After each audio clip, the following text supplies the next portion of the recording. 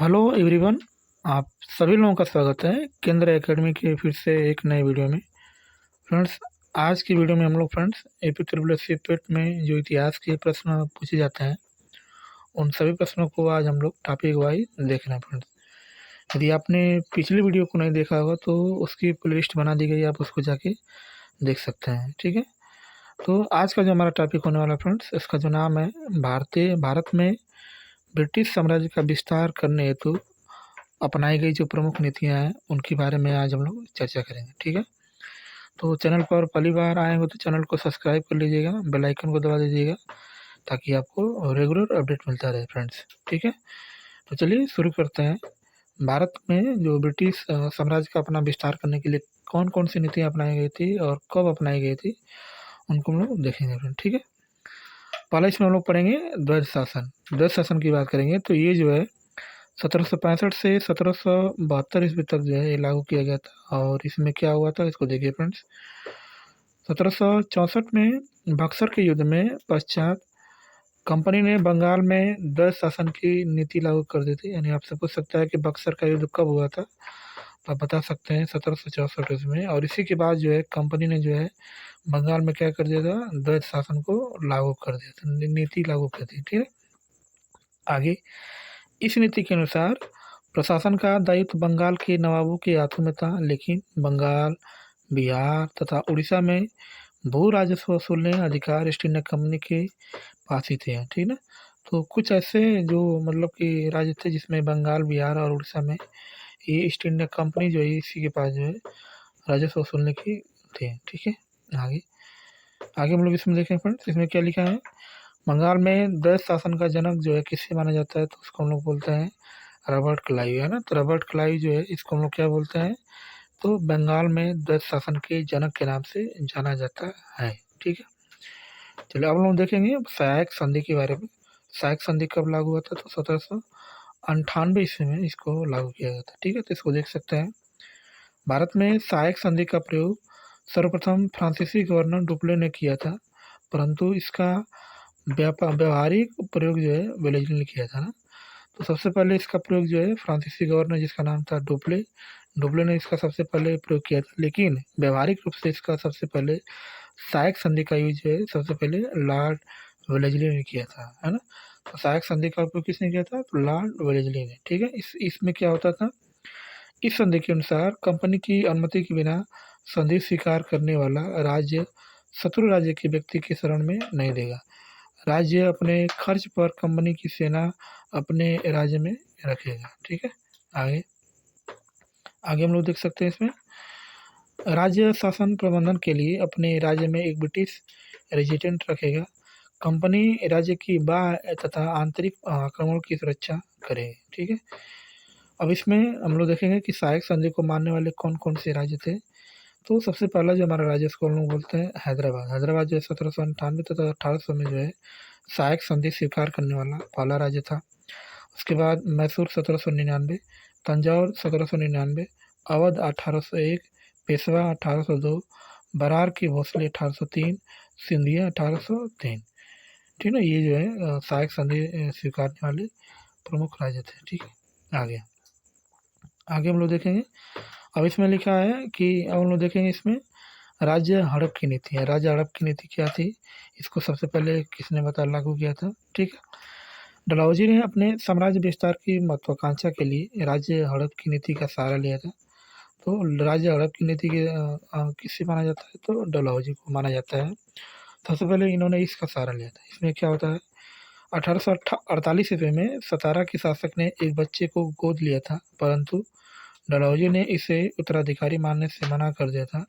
सतारा को ब्रिटिश साम्राज्य में क्या कर दिया था, मिला लिया था ना। तो यानी जिसका उत्तराधिकारी नहीं रहेगा उसको क्या करेंगे हम लोग, ब्रिटिश साम्राज्य में मिला लेंगे। ये राज्य हड़प की नीति थी और सबसे पहले इसके बारे में जो है डलहौजी ने जो है इसको सहारा लिया था। ठीक है, आगे चलिए आगे हम लोग देखते हैं। आगे इसमें क्या लिखा है, इसमें लिखा है कि 1856 ईस्वी में अवध का कुशासन का आरोप लगाकर इसका भी विलय ब्रिटिश साम्राज्य में कर लिया गया था। जैतपुर 1849 और संबलपुर 1849 को भी इसी आधार पर हड़प में मिला लिया था। ठीक है, राज्य हड़प की नीति के तहत ब्रिटिश साम्राज्य में विलीन अन्य राज्य बघाट 1850, उदयपुर 1852 और झांसी 1853 और नागपुर जो 1854 में था। नहीं, इसके अंतर्गत जो है इतने सन में जो है राज्य हड़प की नीति के तहत ब्रिटिश साम्राज्य में इसको क्या कर दिया था, मिला लिया गया था। ठीक है, चलिए अब हम लोग फ्रेंड जो है प्रथम स्वतंत्रता संग्राम कब हुआ था इसको देखेंगे, यानी 1857 की क्रांति देखेंगे, इसके प्रमुख कारण क्या थे, ये क्यों स्टार्ट किया गया था, इसको देखा जाएगा। ठीक है, चलिए 1857 की क्रांति का प्रारंभ एक सैन्य विद्रोह के रूप में हुआ था, लेकिन कालांतर में इसका स्वरूप परिवर्तित होकर ब्रिटिश सत्ता के विरुद्ध एक जनव्यापी विद्रोह हो गया था। ठीक है, इसकी 1857 की क्रांति के प्रमुख कारण हम लोग देखेंगे कि इसके प्रमुख कारण कौन कौन है। सबसे पहले हम लोग देखेंगे इसमें राजनीतिक कारण, क्या देखेंगे, राजनीतिक कारण कौन था, तो चलिए देखते हैं। सहायक संधि वेलेजली की और व्यक्तिगत सिद्धांत जो है डलहौजी के, अब हमने इसके बारे में डिस्कस किया था कि जो सहायक संधि किसने लागू किया था, तो वेलेजली ने, और व्यक्तिगत सिद्धांत यानी जिसको राज्य हड़प की नीति बोलते हैं, इसको जो सबसे पहले लॉर्ड डलहौजी ने इसको लगाया था। ठीक है, वेलेजली की सहायक संधि के फलस्वरूप भारतीय राजाओं की स्वतंत्रता समाप्त होने लगी थी एवं राज्यों में कंपनी का क्या हो गया था, असहयोग बढ़ने लगा था ना। तो इसके अंतर्गत यानी जो सहायक संधि थी इसके अंतर्गत क्या था, तो जो भारतीय राजा थे यानी भारत में जो राजा थे इनकी स्वतंत्रता समाप्त होने वाली थी, होने लगी थी, और जो राज्यों में जो निवेश था वो कंपनी का असहयोग धीरे धीरे क्या हो गया था, बढ़ने लगा था। ठीक है, आगे डलहौजी के व्यक्तिगत सिद्धांत के फलस्वरूप अंग्रेजों ने हिंदू के दत्तों के पुत्र लेने का अधिकार समाप्त कर दिया था। नाना साहब पेशवा की पेंशन की भी रोक लगा दी थी ना। तो 1857 के जो राजनीतिक मामला था इसमें जो सबसे पहले हमने बात किया है उसमें जो प्रमुख कारण था उसमें जो हमारे नाना साहब थे इनकी जो क्या कहते थे, पेंशन को रुकवा दिया था। ठीक है, राज्य हड़प नीति जिसको हम लोग व्यक्तिगत सिद्धांत बोलते हैं, लॉर्ड डलहौजी ने इसको लागू किया था, के तहत नवाब वाजिर अली शाह पर कुशासन का आरोप लगाकर 1856 में अवध के विलय में क्या कर दिया था, इसकी घोषणा कर दी गई थी। ठीक है, चलिए अब हम लोग देखें फ्रेंड्स इसका प्रशासनिक कारण, क्या देखेंगे, प्रशासनिक कारण इसका क्या है। प्रशासन से संबंधित कार्यों में योग्यता के स्थान पर धर्म को आधार बनाया गया था, जिसके कारण ईसाईयत की धर्मांतरण पद्धति का क्या हुआ था, प्रसार हुआ था। भारतीयों को प्रशासनिक सेवाओं में शामिल न किया जाना एवं उच्च पदों से भारतीयों को हटाकर उनके स्थानों पर ब्रिटिश की नियुक्ति करना, ये भी एक जो है प्रशासनिक इसका प्रमुख कारण है 1857 का। ठीक है, आगे भारतीय न्यायाधीश किसी अंग्रेज के विरुद्ध मुकदमे की सुनवाई नहीं कर सकते थे। अंग्रेजों की न्याय प्रणाली पूर्णतः क्या थी, पक्षपातपूर्ण थी, यानी अंग्रेज क्या करते थे, जब न्याय करते थे तो एक पक्षपात करते थे कि हिंदू कौन है और अंग्रेज कौन है, इस तरीके जो है पक्षपात करते थे। आर्थिक कारण इसका क्या था, ईस्ट इंडिया कंपनी की सारी नीतियां आर्थिक लाभ पर आधारित थी। ब्रिटिश राज्य की प्रमुख भू राजस्व नीतियां अस्थायी बंदोबस्त, रैयतवाड़ी व्यवस्था तथा महालवाड़ी व्यवस्था किसानों को भाषण करने के लिए बनाई गई थी। पारंपरिक उद्योगों का समापन जो है आर्थिक इसका प्रमुख कारण था 1857 का। ठीक है, अब हम फ्रेंड देखेंगे इसमें सामाजिक धार्मिक कारण, सामाजिक धार्मिक कारण क्या है। 1850 ईस्वी के धार्मिक निर्योग्यता अधिनियम के द्वारा ईसाई धर्म को ग्रहण करने वालों को पैतृक सम्पत्ति के अधिकार मिलने से हिंदू समाज में क्या हुआ था, असंतोष की भावना का प्रसार हुआ। पाश्चात्य शिक्षा के ने भारतीय समाज की मूल विशेषताएं समाप्त कर दी। 1813 के चार्टर अधिनियम में ईसाई मिशनरियों के धर्मांतरण कार्यक्रम का प्रोत्साहन, विधवा पुनर्विवाह 1856 को क्या करना, पारित होना, ये जो इसका 1856 की जो क्रांति थी, 1857 की जो क्रांति थी, इसका जो है सामाजिक धार्मिक कारण नहीं था। ठीक है, आगे अब हम लोग फ्रेंड जो इसमें देखेंगे सैन्य कारण, सैन्य इसका कारण क्या था, इसको देखा जाएगा।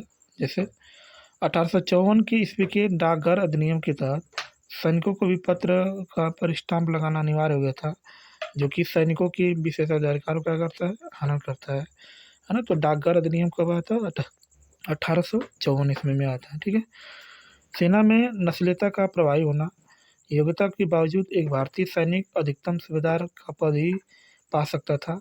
ब्रिटिश सैनिकों की तुलना में भारतीय सैनिकों का वेतन भी क्या करता था, कम मिलता, नहीं ब्रिटिश सैनिकों का वेतन अधिक था और इसका जो है हिंदुओं का जो वेतन था क्या था, कम था। ठीक है, इसके बाद 1856 ईस्वी में भारत सामान्य सेवा भर्ती अधिनियम पारित हुआ, जिसके तहत किसी भी समय किसी भी स्थान पर भारतीय सैनिकों को युद्ध के लिए भेजा जा सकता है। ये 1856 के अंतर्गत जो है सामान्य भर्ती अधिनियम जो है इसको पारित किया गया था। ठीक है, आगे आगे हम लोग देखेंगे इसमें इसका जो तत्कालीकरण है, तो तुरंत जो है 1857 की क्रांति क्यों स्टार्ट हुई, तो इसका जो तत्कालीकरण क्या था, तो ब्राउन बेस राइफल के स्थान पर इनफील्ड राइफल का प्रयोग सुनिश्चित किया गया था। इसका गाय और सुअर की चर्बी युक्त कारतूस के प्रयोग की चर्चाओं ने सैनिक को क्या कर दिया था, क्रोधित कर दिया था ना। तो 1857 की क्रांति में ब्राउन बेस के आधार पे जो है न्यू इनफील्ड राइफल का प्रयोग किया गया था, जिसके कारण जो था तुरंत जो है 1857 की क्रांति हुई थी। ठीक है,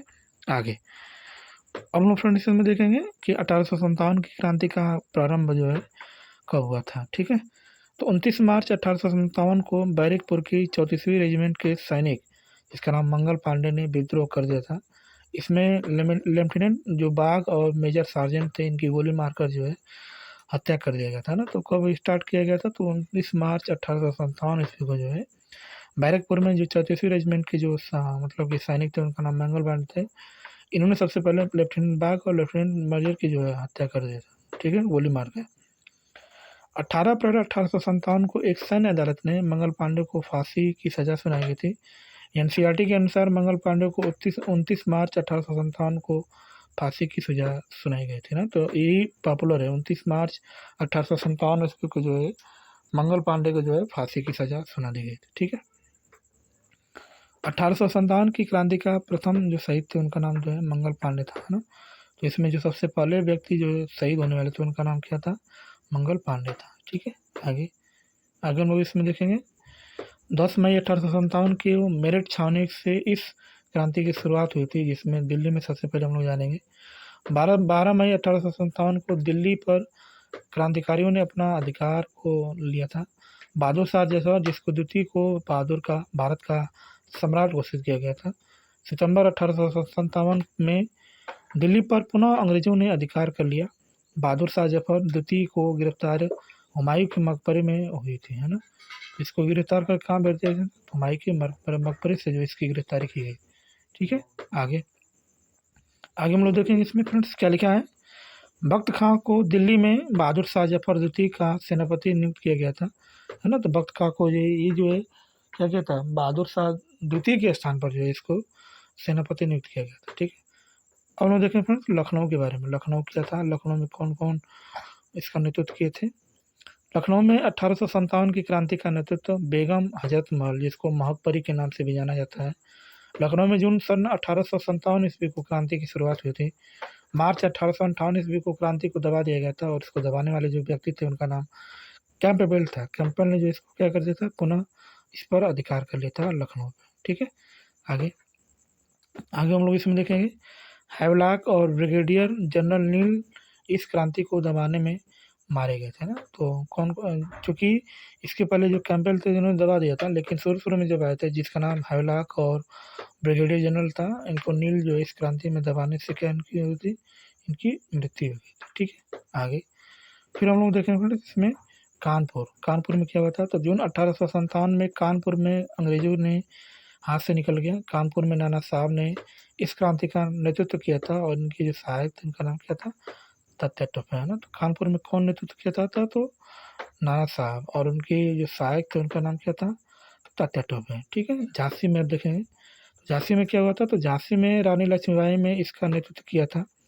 तात्या टोपे झांसी की रानी से जाकर मिले थे। तात्या टोपे ने अंग्रेजों को जो है आगे सर्वाधिक परेशान किया था। तात्या टोपे के विश्वासघाती मित्र जो मान सिंह थे, इन्हें गिरफ्तार करवा दिया था, और 15 अप्रैल सन 1859 ईस्वी को शिवपुरी में तात्या टोपे को जो है फांसी दी गई थी ना। तो तात्या टोपे जो है, इनका जो मित्र था, जिसका नाम मान सिंह था, इन्होंने क्या किया था, इनको धोखा देकर इनको गिरफ्तार कर लिया था, और 15 अप्रैल सन 1859 ईस्वी को जो इनको शिवपुरी यानी मध्य प्रदेश में जो इनको फांसी की सजा सुना दी थी ना।